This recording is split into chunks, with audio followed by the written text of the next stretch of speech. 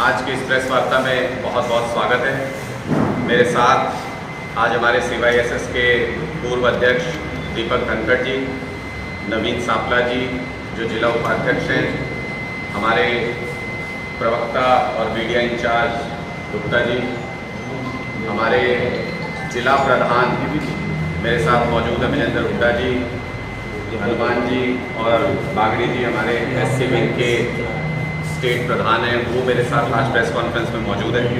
एक बेहद महत्वपूर्ण मुद्दे के ऊपर आज हम ये प्रेस वार्ता करने जा रहे हैं। कल मुख्यमंत्री जी रोहतक में आए थे।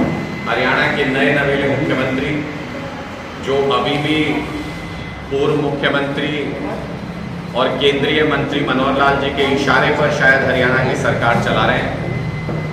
जब वो रोहतक में आए, मैं ये पूछना चाहता हूँ कि हमारे स्टूडेंट लीडर दीपक धनखड़ जी का, हमारे जिला उपाध्यक्ष नवीन सांपला जी का क्या कसूर है? क्या भाजपा की सरकार ने उनको एक नॉन क्रिमिनल डिक्लेयर कर दिया है? क्या भारतीय जनता पार्टी की सरकार उनको कोई आतंकी खतरा मानती है? जब भी मुख्यमंत्री जी रोहतक में आते हैं, इनको पकड़ के जेल में बंद कर दिया जाता है। तो मुख्यमंत्री जी चुने हुए एक लोकतांत्रिक मुख्यमंत्री ना होके ऐसा लग रहा है कि राजा हो गए किसी सल्तनत के, कि जब वो गली में निकलेंगे तो सबके घरों के दरवाजे बंद कर दिए जाएंगे, लोगों को जेलों के अंदर बंद कर दिया जाएगा। क्या कसूर है इन लोगों का? दीपक धनखड़ जी का क्या कसूर है?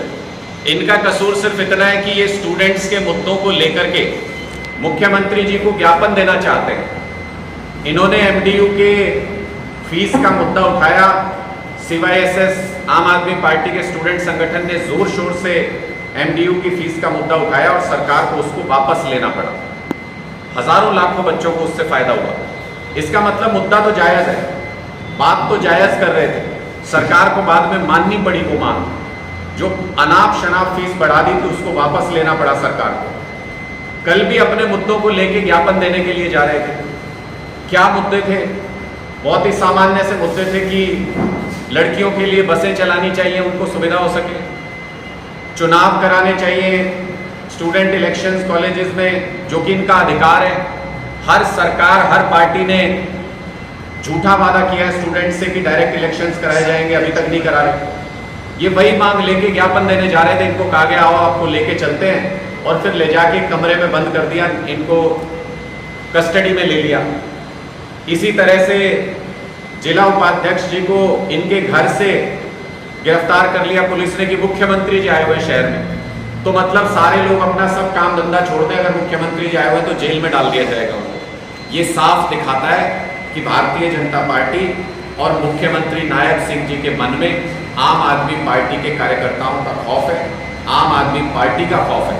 और जो जनहित के स्टूडेंट्स के मुद्दे भी ये लोग उठाना चाहते हैं, वो इनसे ज्ञापन तक एक्सेप्ट करने को तैयार नहीं है, वो स्टूडेंट्स की डिमांड तक सुनने को तैयार नहीं है।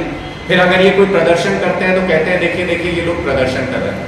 आप सामान्य तौर पे ज्ञापन ले लेते तो प्रदर्शन शायद इनको नहीं करना पड़ता। आज जब स्टूडेंट्स के मुद्दों के ऊपर बात कर रहे हैं तो एक बेहद महत्वपूर्ण मुद्दा मैं आज यहाँ पर रखना चाहता हूँ। दो सरकार का नोटिफिकेशन है, कोर्ट में भी इसको नोटिफिकेशन के ऊपर चर्चा होकर और अदालत ने भी ये कहा कि ये नोटिफिकेशन बिल्कुल जायज़ है, जिसमें ये कहा गया कि हरियाणा कोटे की और ऑल इंडिया कोटे की सभी सीटों में EWS को 10% का आरक्षण दिया जाएगा।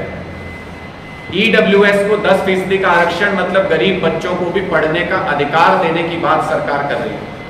उसके अंदर दो बहुत बड़ी खामियां हैं जिसको हम अलग अलग मंच पे पहले भी उठा चुके हैं, लेकिन सरकार का उस तरफ कोई ध्यान नहीं है, क्योंकि सरकार को गरीबों की पढ़ाई से कोई मतलब नहीं है।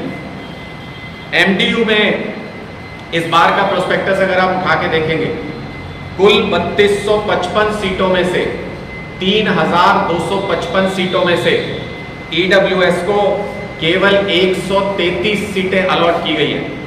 133 का मतलब 4% सीटें। नोटिफिकेशन क्या कहता है? सरकार का नियम क्या है? कि गरीबों को 10% सीटों पे आरक्षण मिलना चाहिए। 10% सीटें ईडब्ल्यूएस कैटेगरी के लिए रखी गई। केयू में देख लीजिए 295 कुल सीटों में से पीजी कोर्स की अगर बात करें, सिर्फ 19 सीटें ईडब्ल्यूएस के लिए रखी गई हैं। आर्ट्स फैकल्टी की बात करें, इसका मतलब 6% ईडब्ल्यूएस कैटेगरी के लिए रखी गई है। दो बड़ी यूनिवर्सिटीज हैं ये हरियाणा की। मैंने सिर्फ इन दो यूनिवर्सिटीज का उदाहरण इसलिए दिया, बाकी किसी कॉलेज किसी यूनिवर्सिटी को उठा के देख लीजिए, सब में ईडब्ल्यूएस के आरक्षण के साथ सरकार नाइंसाफी कर रही है। गरीबों को पढ़ाई का अधिकार उनका पूरा नहीं मिल रहा है। हमारी ये मांग है कि 10% आरक्षण ईडब्ल्यूएस कैटेगरी की सीटों पर जरूर मिलना चाहिए गरीब बच्चों को। और साथ ही दूसरी मांग ये भी है, आप खुद ही तो कह रहे हो कि 6 लाख से कम सालाना इनकम है इन बच्चों की जिनको ईडब्ल्यूएस कैटेगरी में रखा जाएगा। इनके परिवार की 6 लाख जिसकी इनकम होगी, वो ऐसे कोर्सेज में इन यूनिवर्सिटीज की फीस कैसे भरेगा? ईडब्ल्यूएस कैटेगरी के 10% आरक्षण में फीस माफी का कोई प्रावधान नहीं है, सस्ती फीस का कोई प्रावधान नहीं है। एक तरफ तो आप कहते हो ये इकोनॉमिक वीकर सेक्शन है, इसलिए हम इनको आरक्षण दे रहे हैं। दूसरी तरफ आप उनसे उम्मीद करते हैं कि जैसे दूसरे बच्चे फीस भरते हैं, उसी तरीके से ये बच्चे भी अपनी फीस भर देंगे। ये विसंगतियां हैं, ये बिना सिर पैर की योजना है। इसको दुरुस्त करना चाहिए सरकार को।